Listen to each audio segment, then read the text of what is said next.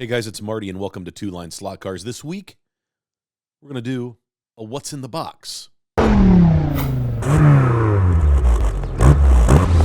So this week I received a couple of boxes.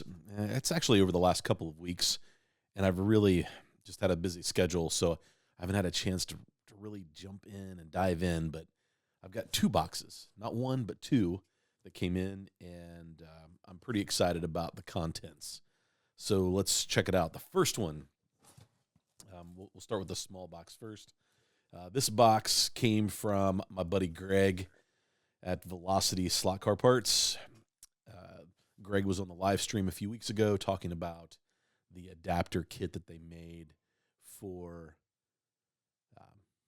brushless motors for a 132nd car.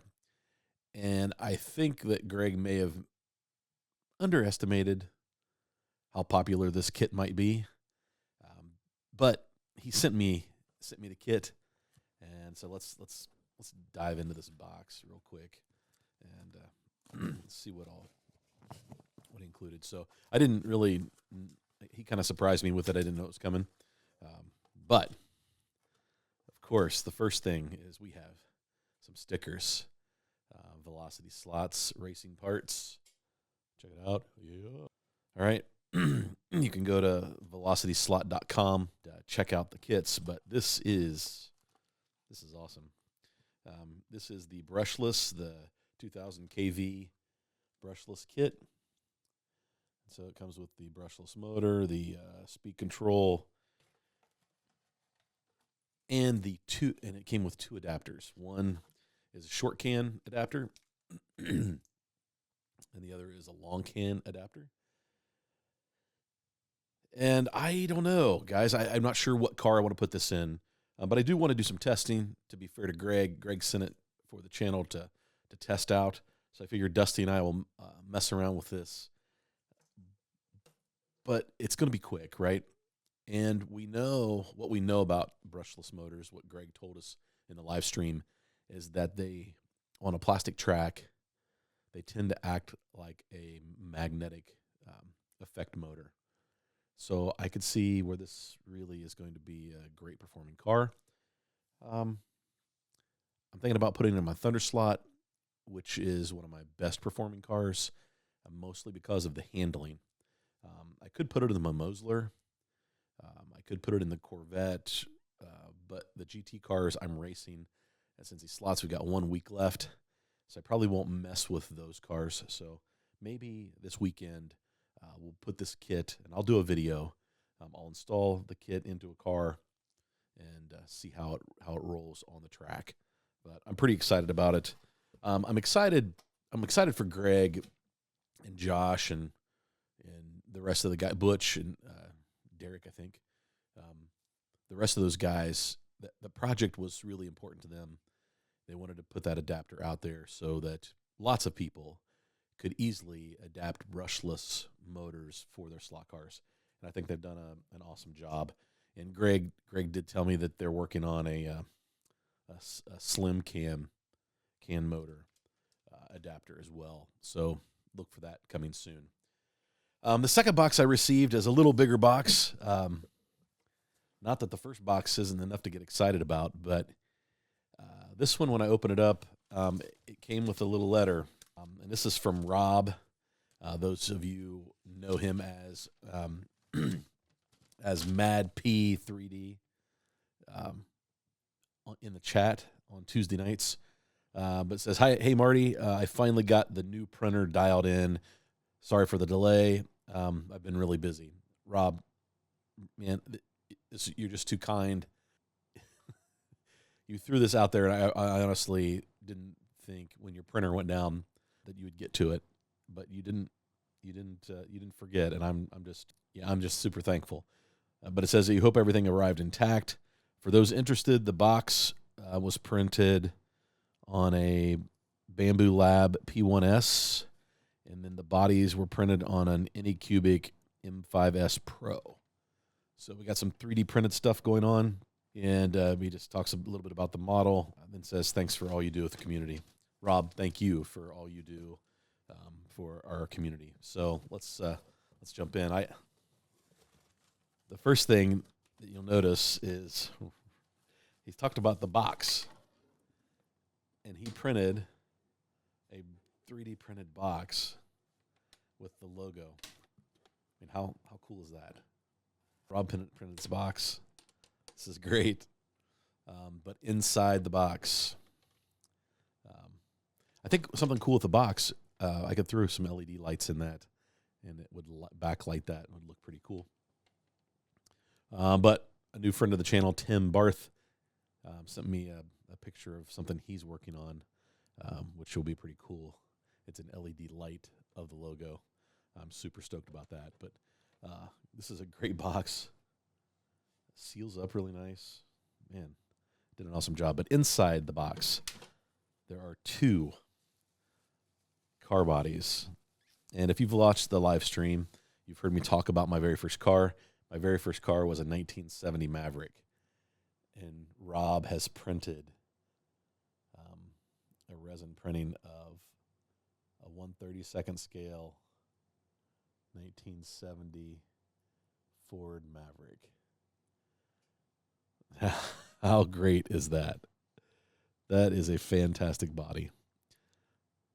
I will look for a picture of my Maverick. I think there's only one picture in existence, and I don't know where it's at. But if I can find it, I'll put it up on the screen. If you don't see it right now, that means I didn't find it. But yeah, it was bright red. But I'm still a fan of the Maverick. I think it was an underrated body. You know, most of them shipped with, came with 6 cylinders, but the Grabber had a 302 in it. There's probably some 289s out there. What great cars, man. And with the right stance, they look fantastic. So 1/32 scale Ford Maverick. And then the other body is a 1/24 scale Maverick body. Oh my gosh. You guys, you have no idea how much I loved my first car. It was sharp. It was red, bright red, had aluminum slots on it. It was a great car. And, like every first car, young boys, you have a wreck. And I got sideswiped by a lady that basically put a dent all the way down the driver's side. And the car was never the same. But I continued to drive it all through high school. So Rob, man, this is awesome. 1/24 scale, 1/32 scale. Ford Mavericks. So the next showdown, you guys know what I'm building.